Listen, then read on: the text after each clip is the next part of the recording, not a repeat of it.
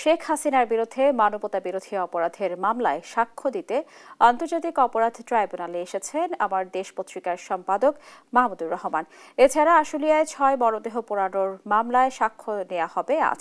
ট্রাইব্যুনালের কার্যক্রমের খবর জানাতে সরাসরি যুক্ত হচ্ছেন সহকর্মী সাবরিনা মজুমদার।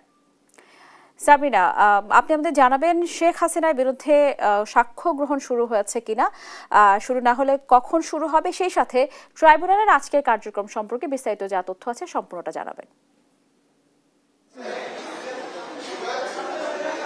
স্নেহা, আজ যে শেখ হাসিনা সহ আসাদুজ্জামান খান কামাল এবং সাবেক আইজিপি চৌধুরী আব্দুল আল মামুনের যে মামলা চলছিল গেল বছরের জুলাই আগস্টের সময়, সেই মামলা সাক্ষ্য গ্রহণ ইতিমধ্যে কিন্তু আমরা দেখতে পাচ্ছি যে এইমাত্র ট্রাইব্যুনাল 1-এ এজলাসে আসলে যাচ্ছেন যে আজকের যে স্টার উইটনেস অর্থাৎ আমার দেশ পত্রিকার সম্পাদক এবং সাংবাদিক মাহমুদুর রহমান, এবং তিনি কিন্তু আজকে সাক্ষ্য দিবেন ট্রাইব্যুনাল 1-এ এবং শেখ হাসিনা সহ আসাদুজ্জামান খান কামাল এবং চৌধুরী আব্দুল আল মামুনের বিরুদ্ধে। এবং তিনি কিন্তু এখনই একটু পরেই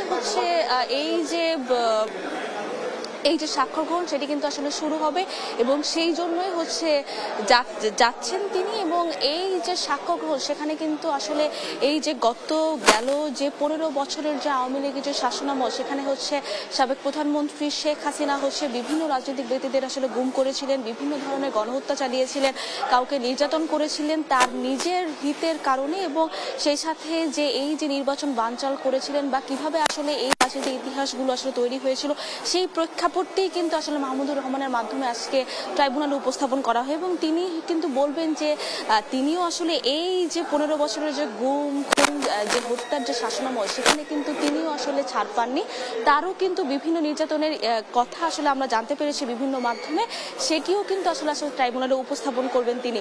তো এখন পর্যন্ত যেহেতু তিনি এখনই এই মাত্র আমরা দেখতে পেলাম যে প্রসিকিউশনের সাথে কিন্তু তিনি এখনই ট্রাইব্যুনাল 1-এ আসলে এজলাসে চলে গেলেন এবং একটু পরেই কিন্তু প্রসিকিউশনের মাধ্যমে তার এই যে ট্রাইব্যুনালে তিনি তদন্ত সংস্থার কাছে যে জবানবন্দি দিয়েছেন, অর্থাৎ যে কথা আসলে প্রেক্ষাপট তিনি তুলে ধরেছেন, সেই প্রেক্ষাপটটি আজকে এখানে তুলে ধরবেন। তুলে ধরার পর আসলে ট্রাইব্যুনাল নিযুক্ত যে শেখ হাসিনার আইনজীবী আছেন যে আমির হোসেন, তিনি মাহমুদুর রহমানকে আসলে জেরা করবেন এবং পরবর্তীতে আসলে এই যে জেরার মাধ্যমে আসলে তার সাক্ষ্য গ্রহণ শেষ হবে। আজকে নাহিদ ইসলাম অর্থাৎ এনসিপি আহ্বায়কও আসার কথা ছিল, তবে তিনি আজকে সাক্ষ্য দেবেন না বলে জানিয়েছেন আমাদেরকে প্রসিকিউশন।